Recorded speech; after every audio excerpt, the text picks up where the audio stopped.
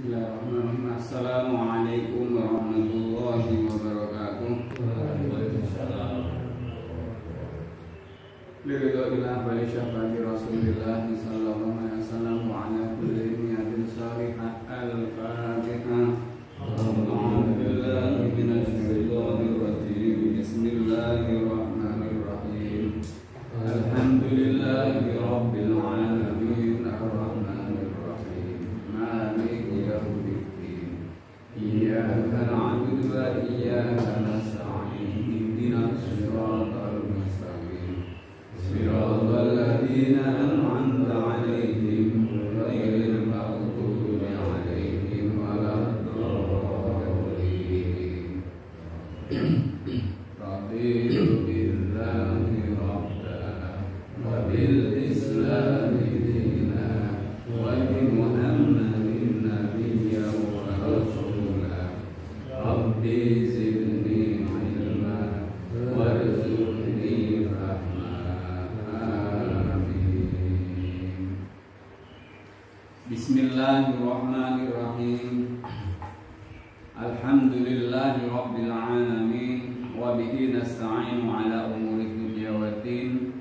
Wassalatu wassalamu ala asyrafil anbiya'i wal mursalin sayyidina wa maulana Muhammadin wa ala alihi wa ashabihi wa man tabi'ahum bi ihsanin ila yaumiddin. Rabbi shrah li sadri wa yassir li amri wahlul 'uqdatam min lisani yafqahu qawli. Amma ba'd.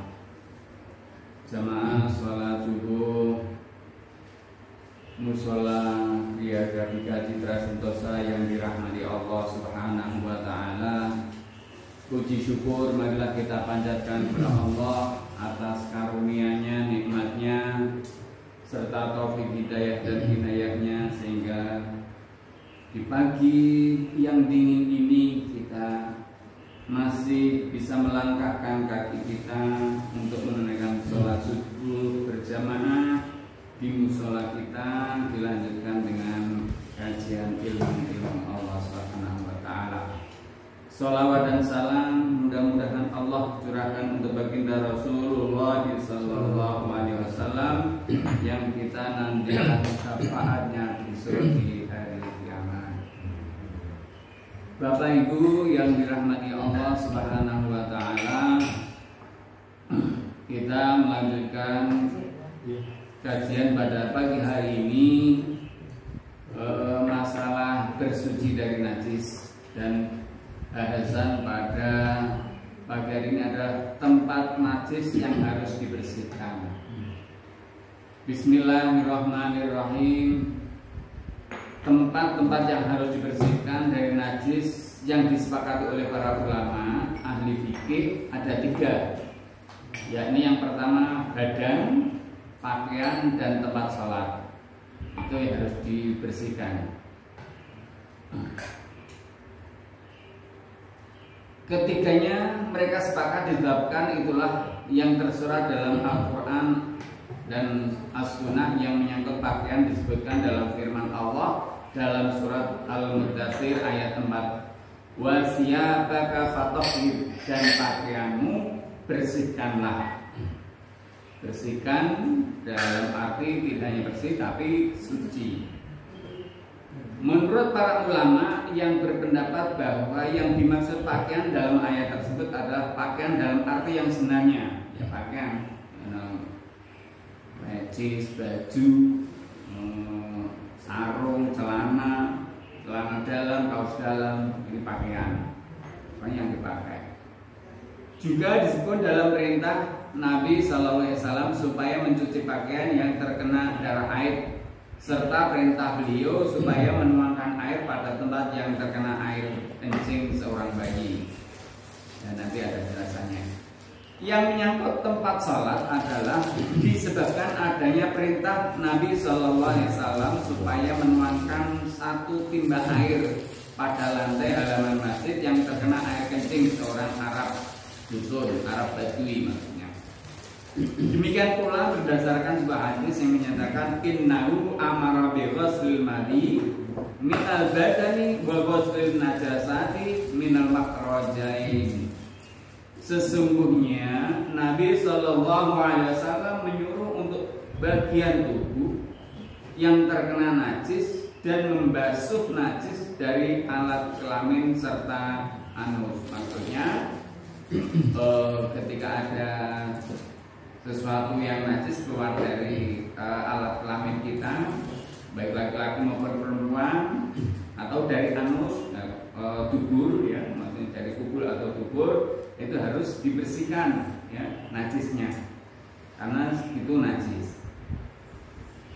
Para ulama ahli fikih berbeda pendapat soal apakah seluruh bagian zakar yang mengeluarkan mani harus disuci secara merata atau tidak. Hal itu berdasarkan sabda Nabi SAW dalam hadis Ali yang cukup terkenal. Ketika ditanya tentang mani, beliau bersabda, dia harus membasuh zakarnya lalu berwudu, ya. Maksudnya buah zakar, ya jelas. Pangkal perbedaan tersebut berangkat dari sebuah pertanyaan, apakah yang dimaksud dengan kemaluan itu seluruh bagian yang masuk dalam sebutan zakar atau hanya ukuran minimal saja. Menurut para ulama yang mengartikan yang pertama, maksudnya seluruhnya, mereka berpendapat bahwa yang dibasuh atau dicuci adalah keseluruhannya secara merata. Begitu pula sebaliknya, hal itu disamakan dengan air kencing dan mandi. Ya, maksudnya ya dibersihkan zakarnya saat kita mencuci, membersihkan itu. Tidak hanya pucuknya saja, maksudnya cuma dengan air.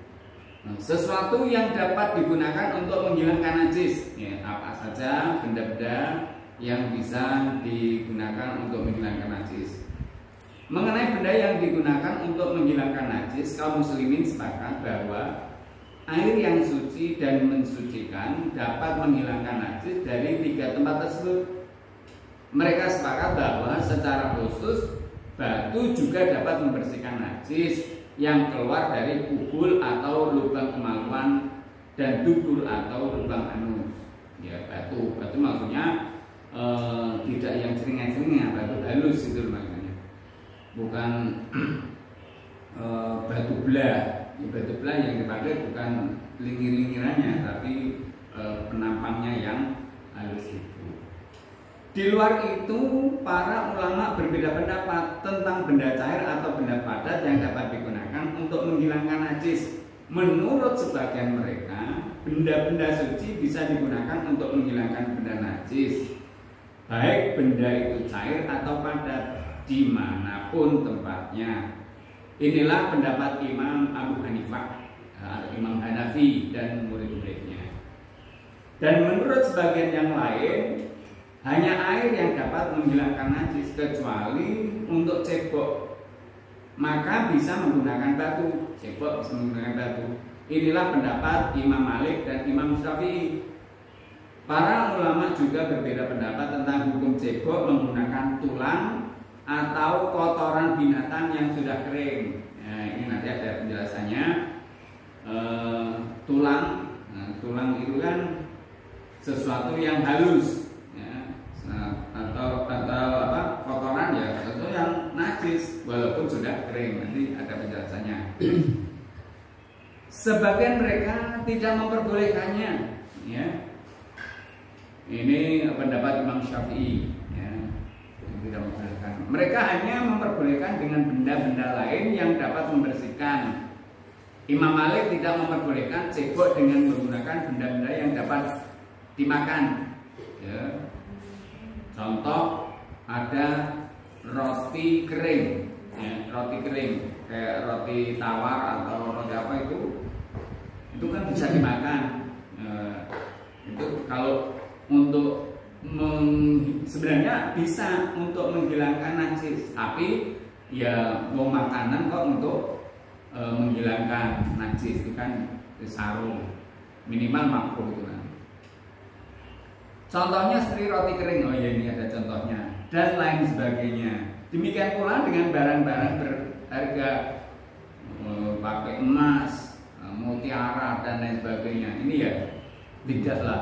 Masa emas pakai peper kan ya, pakai roti, pakai ini, pakai gemblong garing, sarung.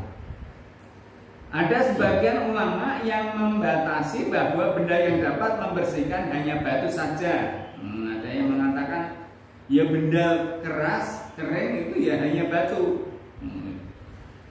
Nah, tapi kalau sekarang di hotel-hotel itu pakainya tisu, ya, kertas. Inilah pendapat para ulama dari kalangan mazhab Zahiri, dan juga ada sebagian ulama yang memperbolehkan cebok dengan menggunakan tulang, bukan kotoran binatang yang kering. Meskipun menurut mereka hal itu hanya bersifat makruh. Pendapat At-Tabari yang membolehkan cebok dengan menggunakan semua benda, baik yang suci maupun yang najis, adalah pendapat yang aneh. Ini jelas sesuatu yang aneh kok untuk membersihkan dari najis, itu kan aneh mestinya. Makanya di situ tidak boleh. Adapun yang tulang tadi, karena tulang itu kan sebagian walaupun kering masih halus, ya.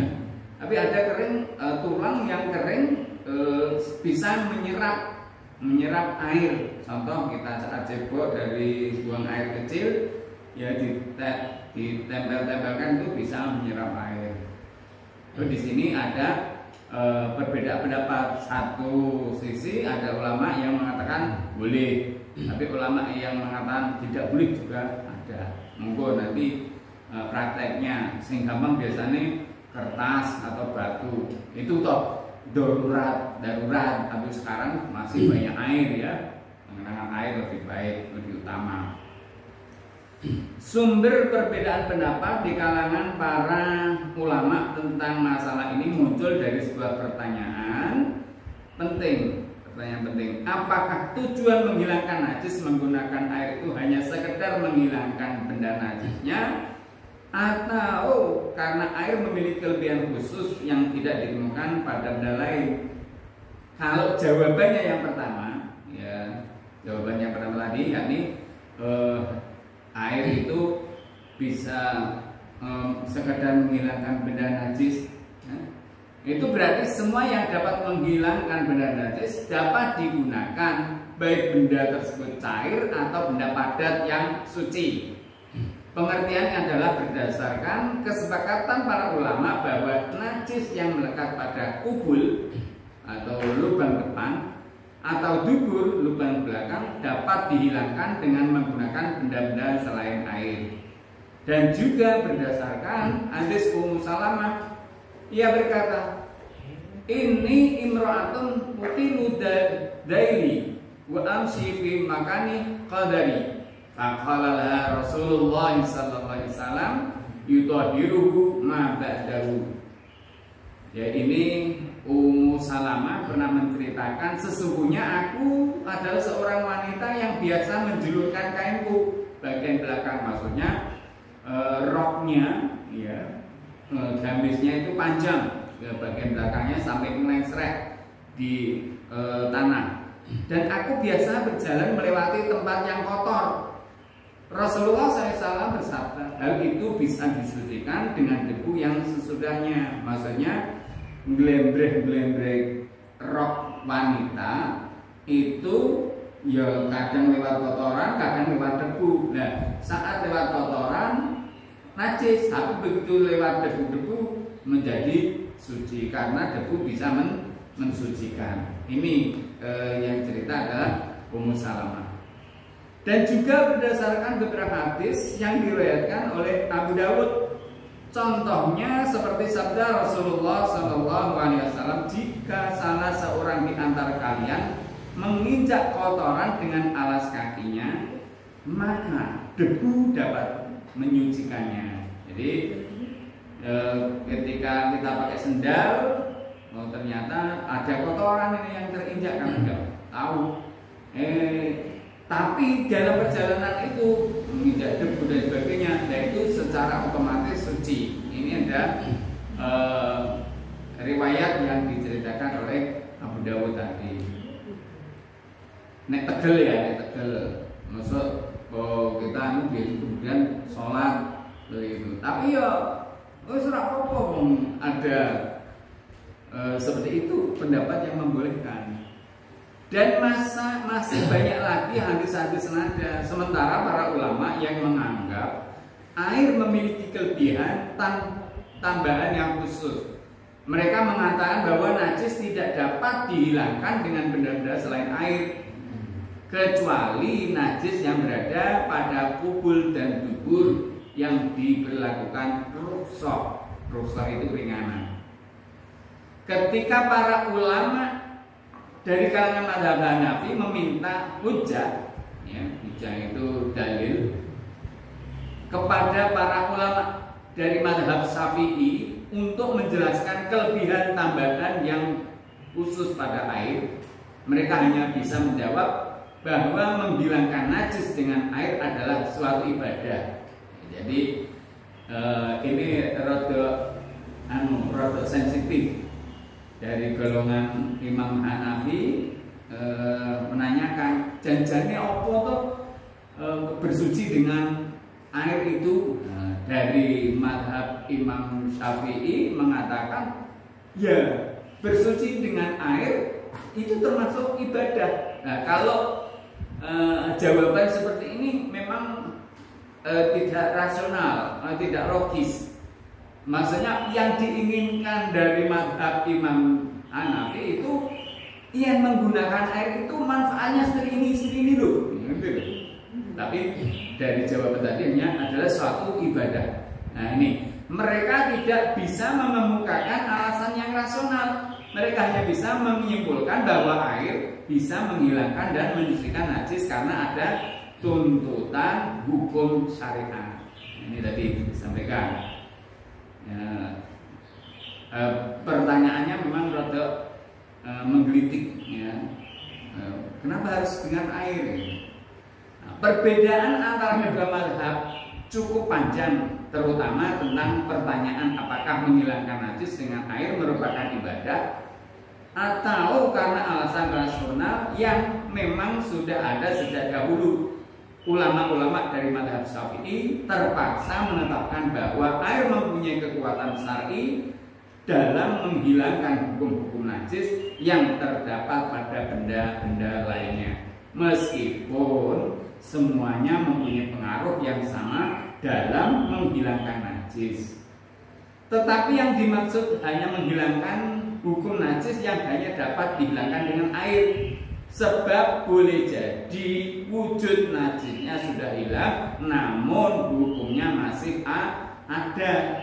Jadi secara ukmiyahnya masih mengandung najis, walaupun secara ainiyah kelihatannya sudah tidak ada najis ini, tapi masih ada aroma. Coba dengan praktek menghilangkan kotoran, setelah BAB dibersihkan dengan batu.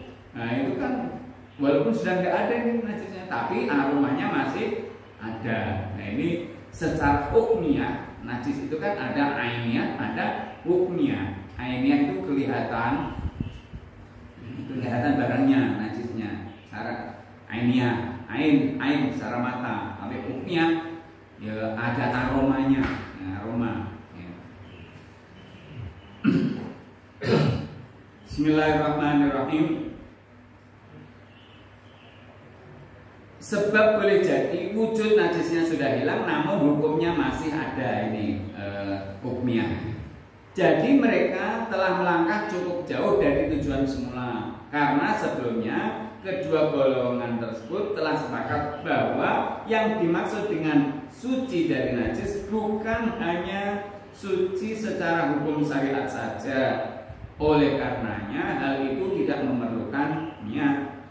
Nah, terlepas dari perbedaan pendapat antara para ulama kalangan mazhab Syafi'i dan para ulama kalangan mazhab Hanafi, menurut imam penulis atau menurut penulis ini, air memang memiliki kekuatan untuk melarutkan kotoran ya.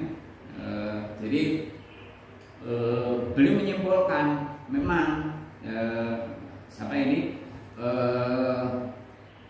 Imam Ibnu Rushd ya menyimpulkan bahwa dengan menggunakan air itu bisa melarutkan kotoran. Nah ini secara kimianya seperti itu, Pak Profesor yang paham.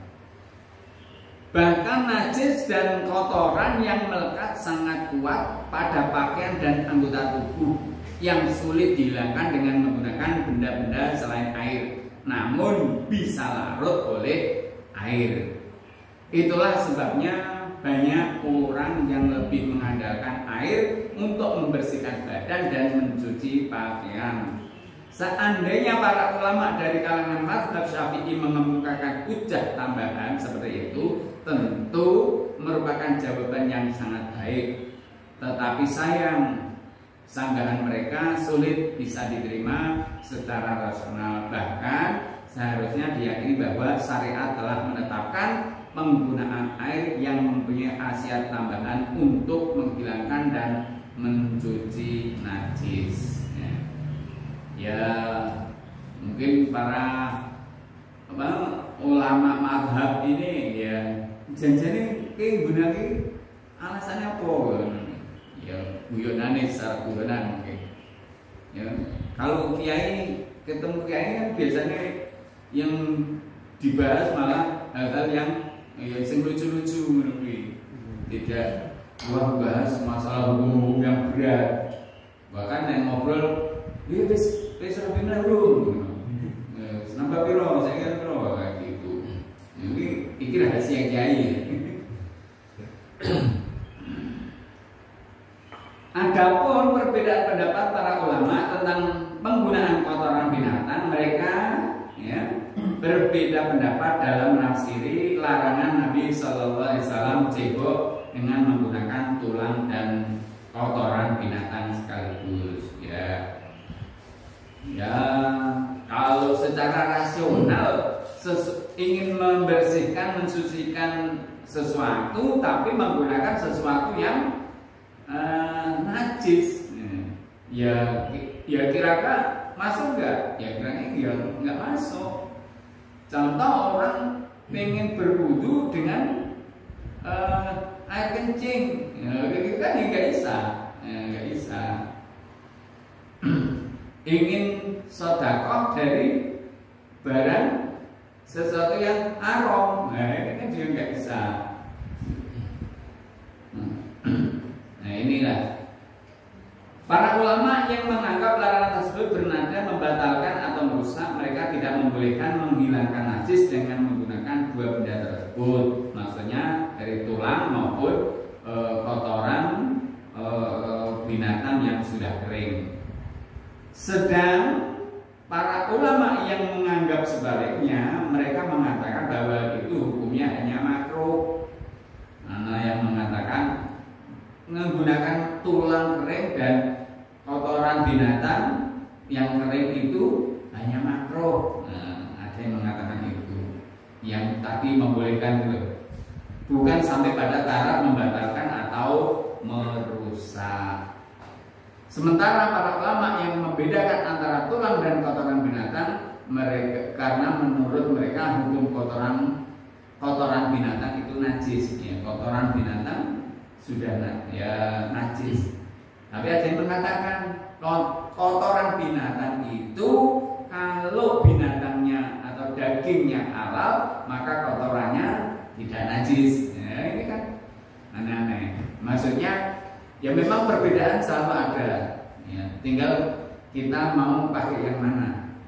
Nah aku ora najis, wong pitik iki enak dagingnya, masuk kotoran najis, kita makan dari ini kita. Tapi memang ada yang mengatakan seperti itu ya. Jadi bukan pendapat pribadi saya, ini bukan pendapat pribadi saya. Itu sudah dibahas di awal. Ini sudah dibahas di awal kitab ini. Berikutnya tata cara menghilangkan najis. Tata cara menghilangkan najis. Para ulama sepakat mengenai tata cara yang dapat menghilangkan najis, yakni dengan mencuci, mengusap dan menyiram.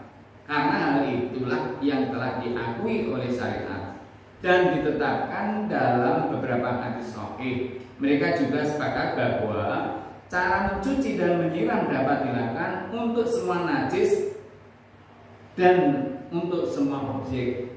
Mengusap dengan menggunakan beberapa batu diperbolehkan untuk najis, jenis najis yang melekat pada kubul dan dubur. Sudah saya sampaikan tadi, bukan sesuatu yang tajamnya, tapi menampangnya untuk membersihkannya.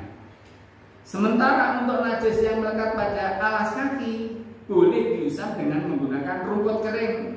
Kendati pun begitu, mereka berbeda pendapat pada 3 masalah yang merupakan pokok dalam pembahasan ini. Pertama, cara pencipratan air, untuk jenis apa itu. Kedua, penggunaan cara mengusap itu untuk objek yang bagaimana dan untuk jenis najis apa. Setelah mereka sepakat atas apa yang telah dikemukakan sebelumnya.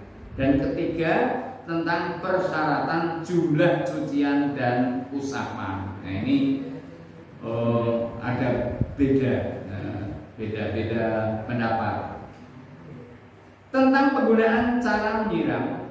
Ya, sebagian ulama mengatakan bahwa hal itu hanya khusus berlaku untuk menghilangkan air kencing bayi yang belum mengkonsumsi makanan, hanya disiram saja.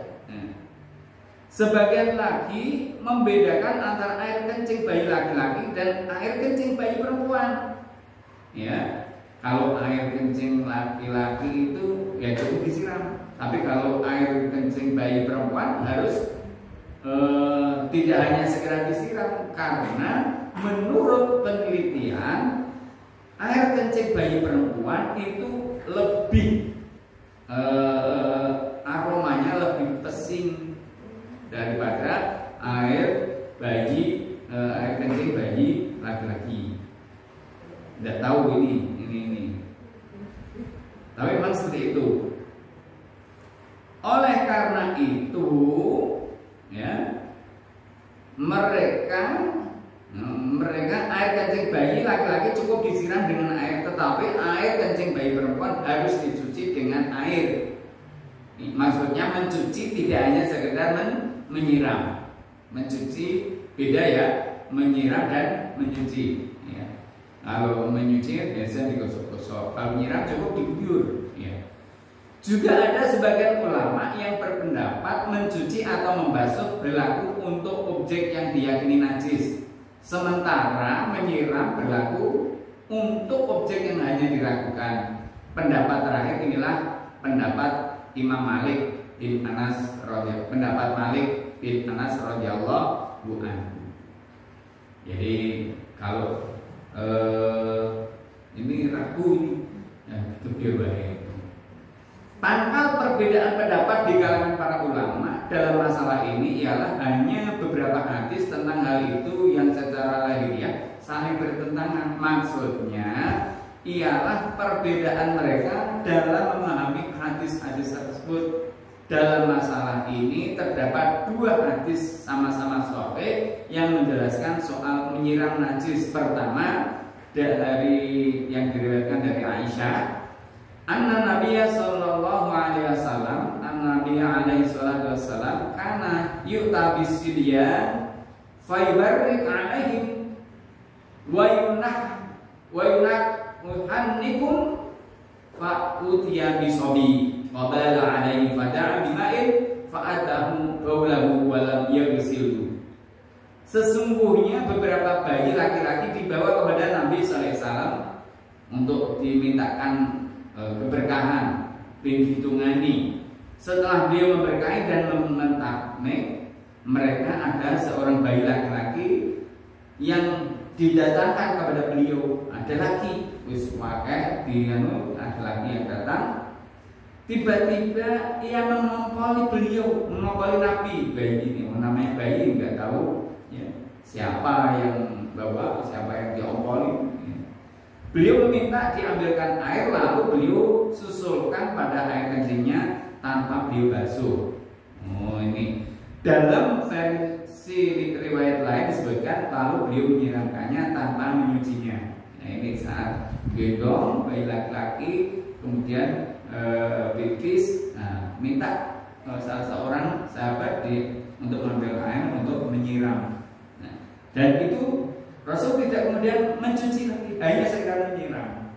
Nah, ini nanti Bapak Ibu yang sebentar lagi punya cucu, saat ngomong cucunya laki-laki, lalu pas ini tentunya bayi yang belum makan yang lainnya, hanya minum air susu ibu aja ya, yang tadi disebutkan bayi laki-laki atau bayi perempuan yang masih hanya minum air susu ibu. Tapi kalau sudah, walaupun laki-laki, kalau sudah makan makanan tambahan ya harus dicuci. Itu. Yang satunya ialah hadis Anas yang cukup terkenal, yakni ketika ia menjelaskan tentang tata cara sholat Rasulullah SAW di rumahnya. Ia berkata, aku lalu berdiri menghampiri tikar kami yang sudah menghitam lusuh karena saking lamanya dipakai. Kemudian aku menyiramnya dengan air. Ini Rasulullah ingin sholat di atas tikar, tikarnya karena sudah lama dipakai, lusuh, hitam, tapi di situ ada air kencing, maka disiram. Ada sebagian ulama yang cenderung mengamalkan hadis Aisyah. Menurut mereka hadis ini hanya berlaku untuk kasus air kencing bayi laki-laki dan mengecualikan jenis air kencing yang lainnya. Tetapi juga ada sebagian ulama yang lebih mengunggulkan hadis-hadis tentang mencuci atau membasuh daripada hadis Aisyah ini. Inilah pendapat Imam Malik. Menurutnya menggunakan cara menyiram hanya disinggung dalam hadis Anas, yakni dalam kasus pakaian yang digosok berdasarkan pengertian lahiriah hadis tersebut. Para ulama yang membedakan antara air kencing bayi laki-laki dan air kencing bayi perempuan, mereka berpedoman pada hadis yang diriwayatkan oleh Abu Dawud bin Abu As-Sama, yakni sabda Rasulullah SAW, yusalu baulul jariyah wa yurashu baulus sabi. Air kencing anak perempuan harus dibasuh dan air kencing anak laki-laki cukup disiram. Catatan, air kencing tadi bayinya hanya masih minum air susu ibu, belum mengkonsumsi makanan yang lain. Dan para ulama yang tidak membedakan keduanya, mereka berpedoman pada kias atau analogi yang menyamakan perempuan dengan laki-laki sebagaimana yang ditetapkan dalam sebuah hadis sahih. Tentang penggunaan cara mengusap atau menyapu untuk menghilangkan najis, menurut sebagian ulama boleh dilakukan pada semua objek, misalkan asalkan wujud najisnya dihilangkan terlebih dahulu.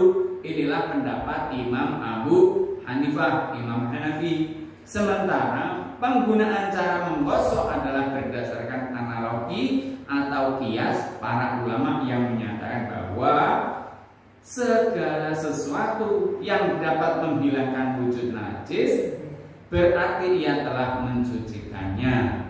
Ada sebagian ulama yang hanya memperbolehkan penggunaan cara tersebut hanya dalam objek-objek najis yang sudah disepakati, yaitu kubul. Kubul itu lubang depan, dubur lubang belakang, ujung kain wanita yang menyentuh tanah, ujung kain tadi rok tadi, dan khuf atau sepatu. Caranya, karena sepatu dulu zaman Rasulullah musim dingin, saat musim dingin sepatu boot yang dipakai saat sholat itu tidak dilepas, ya, tidak dilepas, ya, tidak dilepas, tetap dipakai. Lupa apa enggak najis? Nah itu sudah dijelaskan tadi. Saat ketika melihat najis sudah menginjak debu-debu lagi, ya sudah dianggap suci. Caranya ialah dengan menggunakan rumput kering, ya, digosok-gosokkan rumput kering. Inilah pendapat Imam Malik. syariat. Adapun objek-objek lain penggunaan cara seperti itu dianggap tidak cukup. Ya, ada yang wah orang mantep, nah, ya tidak apa-apa. Ya, tidak mantep ya dilepas bajunya ganti. Nah, untuk ibu-ibu, kalau untuk bapak-bapak ya mungkin musimnya berbeda kalau sekarang. Kalau sekarang ya bagaimanapun juga mau sholat ya lepas sepatu, karena dinginnya saat ini tidak seperti itu. Dingin mungkin saat ini di negara-negara Eropa, ya, negara barat itu minus sekian derajat. Kalau di Indonesia ya masih ditolerir untuk kedinginannya. Hari ini perkiraan cuaca hujan, suhu udara 32 derajat kayak gitu kan. Bismillahirrahmanirrahim. Pangkal perbedaan pendapat di kalangan para ulama tersebut tertolak dari sebuah pertanyaan penting, apakah hadis-hadis menyebutkan tentang penggunaan cara mengusap ini atau sebagai rukhsah, atau memang itu merupakan ketetapan hukumnya. Bagi para ulama yang menganggap hal itu sebagai rukhsah, maka penggunaan cara mengusap hanya terbatas berlaku untuk objek-objek disebutkan dalam hadis. Ya, hanya itu saja. Itu toh. Artinya objek-objek lain tidak bisa disamakan dengan objek-objek tersebut. Sebaliknya, bagi para ulama yang menganggap hal itu sudah menjadi sebuah ketetapan hukum yang sama statusnya dengan penggunaan cara mencuci atau membasuh, maka mereka pun mengecualikannya. Ada pengecualian. Sesungguhnya perbedaan pendapat para ulama tentang jumlah atau bilangan, sebagian mereka ada yang mensyaratkannya, yakni tergantung pada wujud najis, apakah masih ada atau sudah hilang najisnya. Jadi hal ini bersifat relatif. Sebagian yang lain menyarankan hanya dalam kasus sebok dengan menggunakan batu dan mencuci. Ulama yang menyarankan jumlah tertentu dalam mencuci hanya terbatas pada objek-objek yang disebut dalam hadis tadi, ya. Karena harus sekian kali. Contoh kita mencucikan najis mughaladah dari anjing, ya, air liur anjing itu harus ada bilangannya 7 kali. Salah satu diantaranya menggunakan air debu kayak gitu. Bismillahirrahmanirrahim. Ini ada hitungan-hitungannya. Di antara ulama-ulama yang tidak mensyaratkan jumlah atau bilangan baik dengan menggunakan cara mencuci atau mengusap ialah Imam Malik dan Imam Abu Hanifah. Imam Malik dan Imam Hanafi cukup, tidak perlu ada jumlah hitungannya. Di antara ulama-ulama yang menyarankan minimal 3 batu atau untuk cebok ialah Imam Syafi'i dan ulama-ulama dari mazhab Dzahiri. Ya, ini cebok itu harus 3 batu. Maksudnya untuk menghilangkan najisnya tadi ada hitungannya. Tapi kalau Imam Hanafi batu 1 tapi gede, ya mungkin di sudut sini kayak gitu bisa. Ya, mungkin hanya kalau menurut Imam Syafi'i 3 batu yang dipakai satu kali, ya, kan sama saja. Kalau batu gede tapi ujung sini ya begitu. Dan di antara ulama yang menyarankan harus mencuci bejana atau benda objek lain dijilat anjing sebanyak 7 kali. Ya, ini tadi saya sampaikan sesuai ketentuan yang berlaku dalam syariat sebagaimana yang disebutkan dalam hadis sahih ialah Imam Syafi'i dan murid-muridnya. Ibnu Rus, ya, mengatakan bahwa Imam Ahmad bin Hanbal adalah salah seorang ulama yang berpendapat bahwa cara mencuci sebanyak 7 kali juga berlaku pada semua jenis najis. Nah, ini Imam Abu Hanifah menyarankan 3 kali cucian untuk menghilangkan najis yang wujudnya kasat mata, dan inilah yang lazim disebut dengan istilah najis hukmi. Najis hukmi itu najis ya secara hukum. Sumber perbedaan pendapat dalam masalah ini adalah adanya pertentangan tentang pengertian terhadap ibadah yang satu berdasarkan segi teks hadis yang menyebutkan jumlah atau bilangan. Bagi ulama-ulama yang mengartikan hadis itu sebagai perintah untuk menghilangkan najis, mereka tidak mensyaratkan jumlah.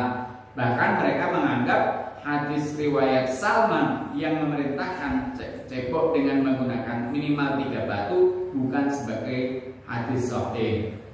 Menurut mereka, hal itu hanya sekedar anjuran saja. Jadi harus dikompromikan antara pengertian dari hadis dengan pengertian yang didengar dari hadis-hadis tersebut.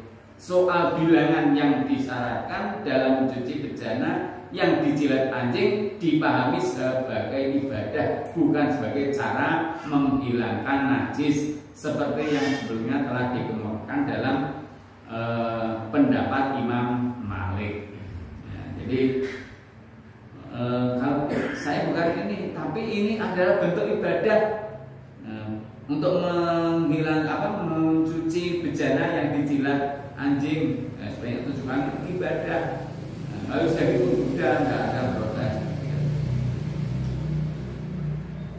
Dasar ini Imam Abu Hanifah yang mengharuskan 3 kali cucian dalam menghilangkan najis ialah sabda Nabi SAW, "Idza staiqidu ahadukum min naumihi falyaghsil yadahu salasan qabla ayyudkhila fi ina'ihi." Nah, ini hadis pertama kali saya sebut dulu. Apabila salah seorang kalian bangun tidur, hendaknya ia mencuci tangannya 3 kali sebelum ia memasukkan ke dalam bejana. Nah ini, jadi naik tangi turu karena tidak tahu kita tidur tadi malam posisi tangan kita berada di mana. Itu kalau kita mau wudu ya dicuci dulu, dibasuh dulu. Ya. Yang terakhir tentang adab-adab istinja atau cebok. Ya, bahasan tentang ini ya, tentang adab istinja. Menurut para ulama ahli fikih sebagian besar tentang adab istinja atau cebok dan masuk WC cenderung bersifat sunnah atau anjuran. Hal itu dapat diketahui dari as-sunnah. Contohnya seperti jika ingin buang air sebaiknya menjauhkan diri dan tidak berbicara. Larangan cebok dengan menggunakan tangan kanan, tidak boleh menyentuh kemaluan dengan tangan kanan dan lain sebagainya seperti yang disebutkan dalam hadis. Ya. Dalam konteks ini para ulama ahli fikih hanya berbeda pendapat tentang satu masalah saja yang cukup terkenal, yakni tentang menghadap dan membelakangi kiblat bagi orang yang sedang buang air besar maupun buang air kecil. Dalam hal ini ada 3 pendapat di kalangan mereka. Pertama, bagi orang yang buang air besar atau buang air kecil sama sekali tidak boleh menghadap atau membelakangi kiblat dimanapun tempatnya. Kedua, hal itu tidak boleh secara mutlak. Ketiga, hal itu boleh jika dilakukan di dalam bangunan-bangunan atau di kota-kota, maksudnya di dalam ruangan. Kalau di luar tidak boleh. Pangkal perbedaan pendapat mereka dalam masalah ini adalah 2 hadis yang terkesan saling bertentangan. Pertama, hadis Abu Ayyub Al-Ansari, sesungguhnya Nabi sallallahu alaihi wasallam, "Idza ataitumul ghaita fala tastaqbilul qiblata wala tastadbiruha walakin syariqu aw gharribu." Apabila kalian buang air, janganlah menghadap atau membelakangi kiblat, tetapi menghadaplah ke arah timur atau ke arah barat. Nah, ini karena waktu itu posisi Rasulullah saat menyampaikan hadis ini berada di Madinah. Dan Madinah posisinya berada di sebelah utara, di sisi utara dari kota Mekah. Kiblatnya di Mekah, Ka'bah. Nah, kalau sekarang kita berada di Indonesia, bukan seperti ini hadisnya. Yang dimaksud adalah jangan menghadap kiblat atau membelakangi kiblat. Jadi ojo madhep kulon, ojo madhep ngetan. Ya, ini karena posisi saat Rasulullah menyampaikan itu, lupa tidak boleh menghadap kiblat, tidak boleh membelakangi kiblat, tapi kok disuruh menghadap ke timur atau ke barat, kan sama saja. Itu kalau kita berada di Indonesia. Ini jangan nanti bisa, oh iya kiblatnya di sana berarti saya tidak arah kiblat, gitu, atau tidak membelakangi kiblat. Itu kalau dilakukan di tempat terbuka, ya, maksudnya. Tapi kalau sekarang di kamar-kamar mandi di rumah-rumah, ya boleh kita menggunakan yang tadi. Pendapat yang ketiga boleh asal itu di dalam bangunan, tapi memang sebisa mungkin kita membuat kamar mandi WC ya tidak menghadap atau membelakangi kiblat. Hadis kedua, hadis yang diriwayatkan oleh Abdullah bin Umar, sesungguhnya ia berkata, irtaqaitu ala dhahri baiti ukhti Hafsah, fara'aitu Rasulullah sallallahu alaihi wasallam qa'idan lihajatihi ala labnataini mustaqbilas Syam mustadbiral qiblah. Aku naik ke atas rumah kakakku Hafsah dan aku melihat Rasulullah SAW dalam posisi duduk berjongkok sedang buang air besar menghadap arah Syria dan membelakangi kiblat. Nah, ini kan kalau kita melihat hadis ini berarti Rasulullah saat melakukan itu berada di dalam rumah. Ini kan maksudnya hadis kan aku naik ke atas rumah kakakku. Berarti Rasulullah saat buang hajat itu berada di dalam sebuah ruangan bangunan. Maka di sini boleh, boleh menghadap kiblat atau membelakangi kiblat kalau itu di tempat tertutup. Apa ada buang hajat, buang air besar, air kecil, BAB di tempat terbuka? Ya namanya darurat, ya dulu itu sesuatu yang wajar, tapi sekarang memang sudah nggak ada, gitu. Berdasarkan dua hadis tadi ada tiga pendapat di kalangan para ulama.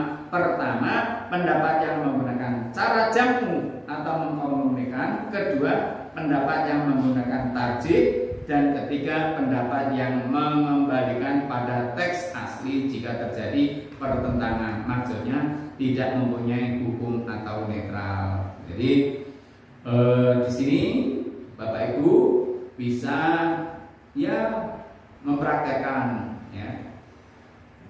Dari tadi masalah tempat yang harus disucikan dari hadis, dari hadas najis, terus bagaimana cara membersihkan najis, yang tadi terakhir bagaimana adab, ya, adab itu tata krama, sopan santun dalam kita buang air kecil maupun air besar. Mungkin pembahasan kita sampai di sini. Nanti pekan depan insya Allah dilanjutkan tentang bab sholat. Jadi demikian bahasan kita tentang mensucikan dari hadis. Jika ada pertanyaan nanti kita buka setelah kita tutup dulu. Baik, kita baca wal asri dan doa kepada majlis. Bismillahirrahmanirrahim. Wal asri innal insana lafi khusrin illa alladziina aamanu wa 'amilus shalihati wa tawassaw bil haqqi wa tawassaw bis sabr. Subhanaka Allahumma wa bihamdika asyhadu an la ilaha illa anta astaghfiruka wa atubu ilaik. Demikian kajian pada pagi hari ini.